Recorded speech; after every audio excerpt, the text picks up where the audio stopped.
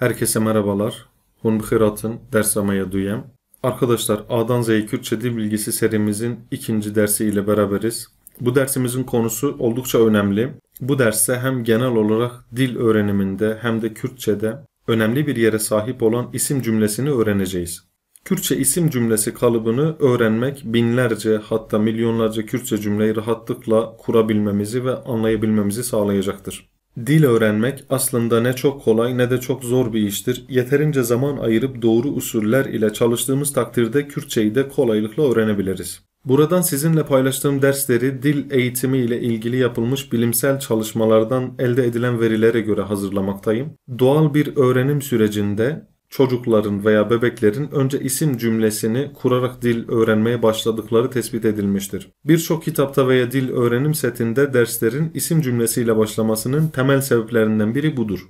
Biz de bu dersimizde genel olarak Kürtçe cümle nasıl kurulur, Kürtçe isim cümlesi nasıl kurulur bunun üzerinde duracağız.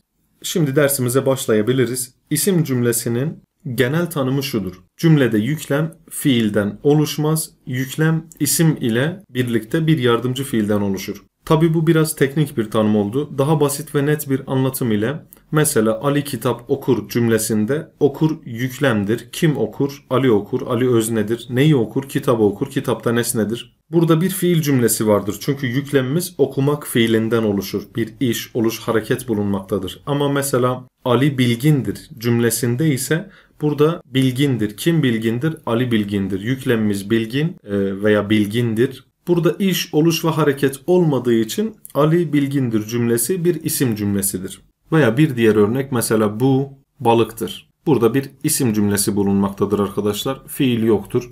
İşaret zamiri bu balıktır. Aynı şekilde en basit kalıp ile Kürtçe isim cümlesi ev masiye. Ev masiye. Yani bu balıktır. Ev dare. Ev dare. Bu ağaçtır. Ev gule. Bu güldür. Buradaki evler yani ev bunlar yakın bir şeyi işaret etmek için kullandığımız işaret zamirleridir. Kürtçe işaret zamiridir. Masi, dar, gül bunlar da isimdir. Bu ye veya ise bunlar yardımcı fiildir. Türkçedeki dırdir'in karşılığıdır. Yüklemimizde bulunan isim eğer bir ünlüyle biterse kaynaştırma ünsüzü ye alır ve yardımcı fiil ye olarak gelir. Ama isim bir ünsüzle bitiyorsa arkadaşlar burada artık kaynaştırma ünsüzüne gerek kalmaz ve olarak yazılır. Burada önemli bir yazım bilgisi notu düşelim arkadaşlar. Kürtçedeki bu yardımcı fiiller her zaman ama her zaman ayrı yazılır. Hiçbir zaman bitişik yazılmaz. Bu bazen fiil cümlesinde de ye ve vardır arkadaşlar. Mesela gotiye söylemiştir, girtiye tutmuştur, ditiye görmüştür.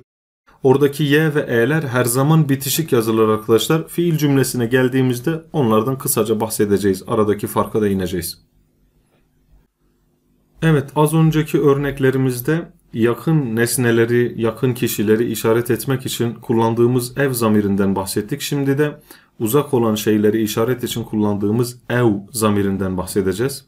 Şu veya o anlamına gelir Türkçe'de. Örneğin ev male. Ev male, o evdir. Ev odeye, o odadır.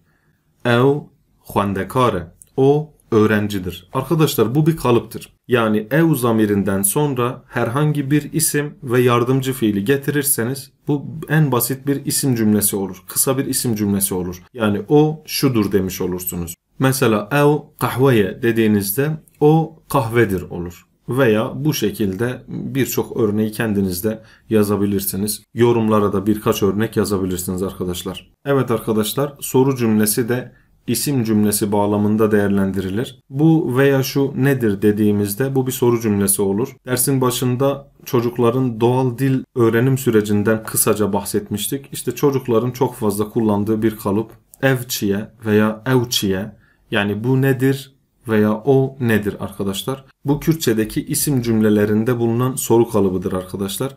Kürtçe herhangi bir şeyin ismini sorarken yakın bir şeyden bahsediyorsak evçiye deriz. Ama uzak bir şeyi soruyorsak da evçiye. Burada önemli bir ayrıntı var. Sorduğumuz şey eğer çoğul ise yani birkaç şeyi birlikte soruyorsak Ev veya ev, yakın veya uzak fark etmez. Çı ne? Çı ne? Arkadaşlar buradaki ne bizim sorduğumuz şeyin şeyler olduğunu, yani çoğul olduğunu gösterir. Evet, önce tekil birkaç örnek üzerinde duralım arkadaşlar. Birkaç cümleyle konuyu pekiştirelim. Mesela evçiye, bu nedir? Ev kaleme, bu kalemdir. Evçiye, bu nedir? Ev masaya, bu masadır. Evçiye, bu nedir? Ev kursiye, bu sandalyedir. Evçiye, o nedir? Daha uzak bir şey soruyoruz. Ev gule, o güldür. Evçiye, o nedir? Ev ciyaye, o dağdır. Ciya, dağ demek arkadaşlar. Şimdi Kürtçe birkaç tane soru edatı vardır arkadaşlar. Mesela gelo, ma veya gay. Böyle birkaç soru edatıyla cümlelere soru anlamı verilir. Fakat genel itibariyle Kürtçe'de soru cümleleri arkadaşlar yazıda soru işareti kullanılarak, okunurken de soru olarak, soru vurgusuyla okunarak soru cümleleri oluşturulur. Yani buradaki herhangi bir cümleyi, mesela ev kaleme, bu basit bir isim cümlesi iken bunun sonuna soru işareti eklediğimizde, soru vurgusuyla okuduğumuzda bu bir soru cümlesi olur. Mesela ev kaleme, bu kalem midir? Burada sadece bir soru işareti olur ve soru vurgusuyla okunur. Bunun başına ma ev kaleme veya kay ev kaleme veya gelo ev kaleme de eklenebilir ama genel itibariyle bunlar kullanılmadan da soru cümlesi vurguyla oluşturulur.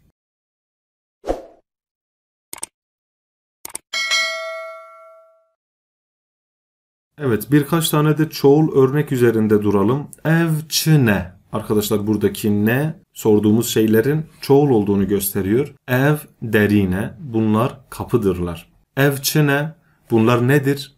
Ev xwendekarın, bunlar öğrencidirler.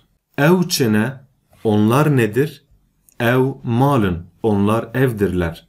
Evçine, onlar nedir? Ev hirmine, onlar armutturlar.